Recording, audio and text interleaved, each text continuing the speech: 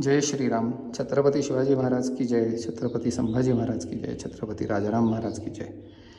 आज मी राजाराम महाराजांच्या समाधीच्या आत आहे आणि हे तुम्ही जर समाधीचं स्ट्रक्चर बघितलं तर इथे हे द्वारपाल आहेत आणि ही आतली घुमटी आहे, ही समाधीच्या आतली. ते आत गावकऱ्यांनी देवी स्थापन केली आहे. आणि मी आज का तुम्हाला हा व्हिडिओ काढतो याची गंमत सांगतो.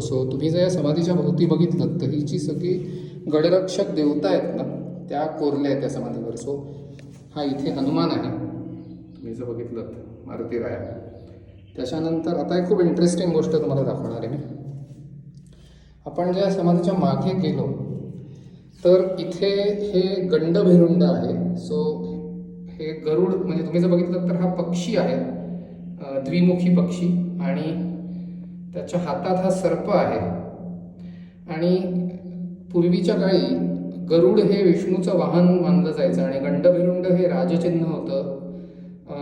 याचा द्वारशिल्प राजचिन्ह म्हणून वापर झाला. अगदी युरोपपासनं ते विजयनगर म्हणजे जर साम्राज्य बघितलं किंवा इथे सिंहगडावर बघितलं तरी गंडभेरुंडाचं आपल्याला हे अतिशय आगळं वेगळं असं द्वारशिल्प किंवा इथे समाधीशिल्प बघायला मिळतं. आणि या शिल्पासाठी मी आज सिंहगडावर आलो. जवळजवळ 2 तास थांबलो, कारण आधी किल्ली मिळत नव्हती आणि मग किल्ली मिळवली आणि आत येऊन हे तुमच्या सगळ्यांसाठी शूट करतोय. ते असं कोरीव काम आहे. आणि नंतर मग इथे गोमुख आहे.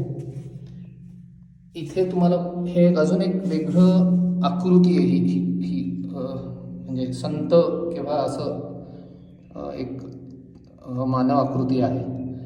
त्याच्यानंतर इथे ही एक जुनी तुम्ही जर बघितलं तर विरगळ ठेवली आहे आणि विरगळ किंवा ज्याला आपण समाधीचा एक प्रतीक मानतो ते ठेवले. आणि अशी ही सुंदर राजाराम महाराजांची समाधी आहे.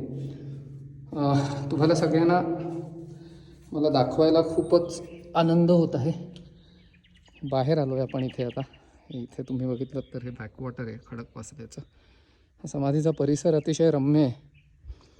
इथे खामटाकी आहेत, तुम्ही जर बघितलं तर अतिशय सुंदर खामटाकी आहेत. आणि हे स्थान खूप रम्य आहे. ही समाधी ही आपल्याला पुण्यातनं पण दिसते, खालनंही दिसते. म्हणजे आमच्या घरनंही सिंहगड दिसतो, तिथनंही समाधी दिसते. तर असा हा अतिशय सुंदर राजाराम महाराज समाधी परिसर. धन्यवाद. जय श्रीराम.